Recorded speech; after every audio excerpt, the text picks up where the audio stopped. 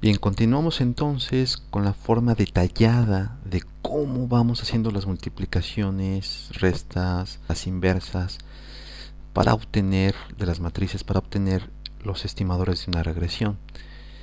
En este sentido, lo que estamos enfatizando es que estamos viendo la forma de resolución matricial de un problema de estimación de estimadores o de estimación de parámetros en realidad.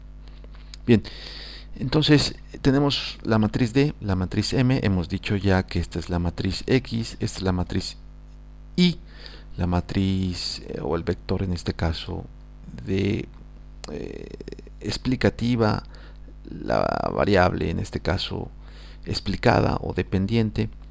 Tenemos aquí un vector de unos que vamos a llamar el vector unitario U. La correlación entre ambas la vuelvo a poner, simplemente es cor con minúsculas, abrimos paréntesis, de m, cerramos, shift igual, y es del 98%. Si nosotros transformamos el logaritmo, simplemente es ponerlo de esta manera, ld, shift, dos puntos, lo voy a hacer, ld, shift, dos puntos, log,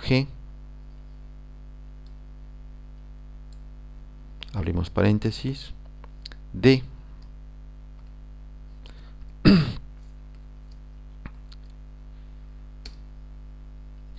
y en este caso ha dado el igual, pero bueno, simplemente log d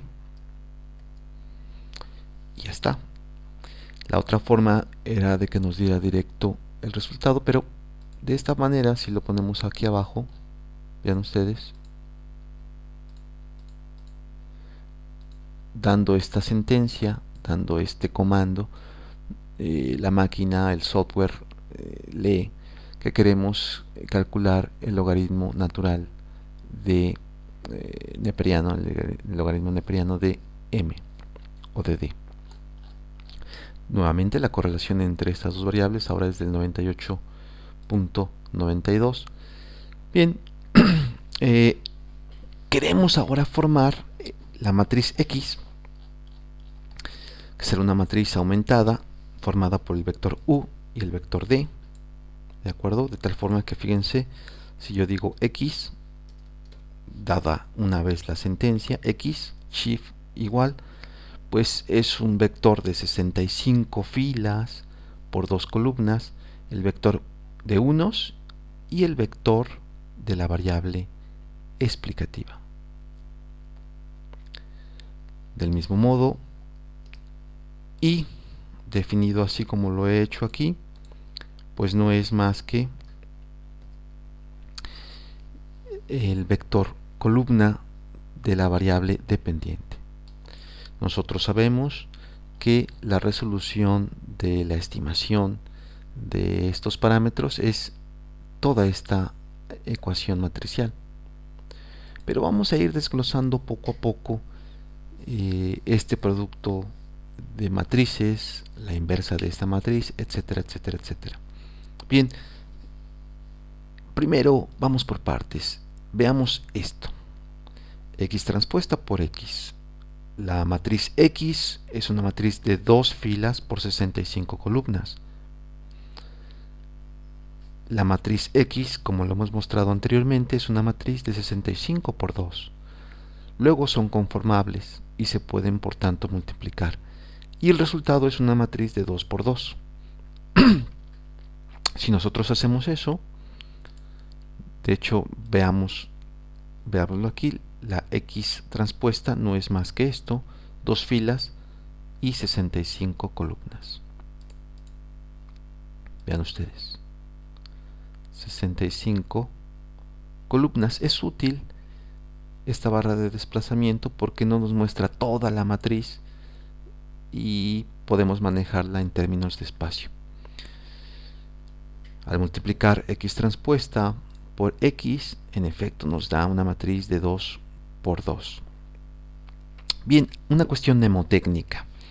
Si nosotros tuviésemos tres variables explicativas o dos variables explicativas, podríamos formar, anteponiendo aquí el 1, x1, x2, etcétera, podemos ir formando el significado de estos elementos genéricos de la matriz. En este caso, como solo manejamos una sola variable, tendríamos que relacionar el vector de los unos consigo mismo.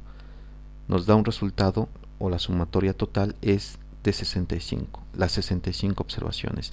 Si nosotros multiplicamos un vector fila por un vector columna y este es de unos, nos dará en este caso el número de unos, la sumatoria del número de unos como esté constituido. En este caso son 65 unos, por tanto ahí se ve a las claras que es 65. Luego, si relacionamos ese vector de unos multiplicado por la matriz o el vector x, pues será la sumatoria de x. Del mismo modo, podemos ver que si relacionamos x por los unos, será nuevamente la sumatoria de x. Y atención, si relacionamos ese vector de x consigo mismo, será x al cuadrado. De esa forma podemos construir y leer el significado de las sumatorias, que en realidad son estos elementos genéricos de esta matriz. También, si nosotros en el caso de este producto tenemos nuevamente xt, es decir, de 2 por 65, y de y, que es de 65 por 1. Bien, por tanto, nos da lo voy a poner aquí, en este caso xt es de 2 por 65 y se va a multiplicar por una matriz de 65 por 1. ¿Son conformables? Sí, son conformables.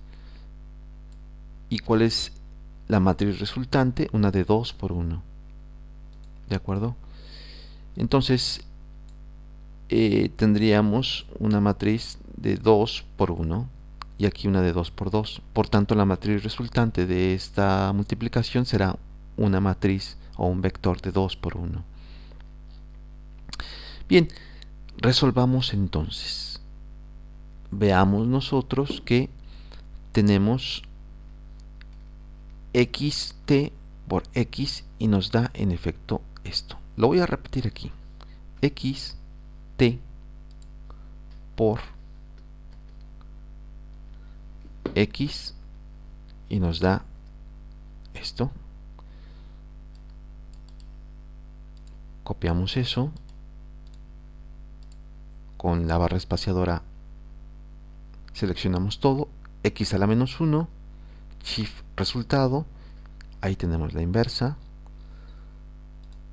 nuevamente tenemos xt transpuesta, la multiplicamos por y nos da esto mismo, ¿de acuerdo? Y por último llegamos al vector de las betas, lo llamamos b en este caso, y ponemos toda esta expresión aquí, ya la tenemos, no hay necesidad de escribirla, y una vez definida esa ecuación, b shift resultado nos da 0.016 y 0.99, que son los valores de nuestros estimadores.